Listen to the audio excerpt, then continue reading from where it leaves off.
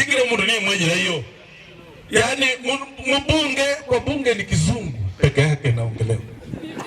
Sasa koro maulidi makumsala ekhasina mwese cha wabo muluzungu omayo lomozi.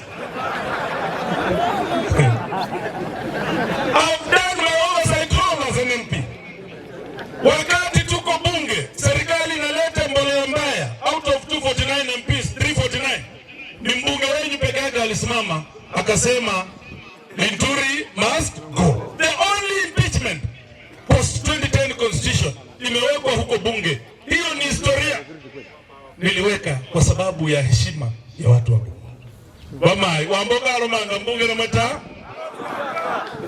no abone kama sikaka kolo kama vile kakolo mama balomanga baludusaka kama vile kakolo lakini mubu mula muno kulile kama vile kakolo aliyenzi alimenya nile wile yokolesi obukule education wanye namba 3 wise namba lundi musembe mubunge na khawona sebisi bala ata niye mundu kekhala ndafole ka andika hoza lisna khabona hotawo nono lomolo wilayo chokholose bandu befwe nenya khuambane khuyete bumula yefwe.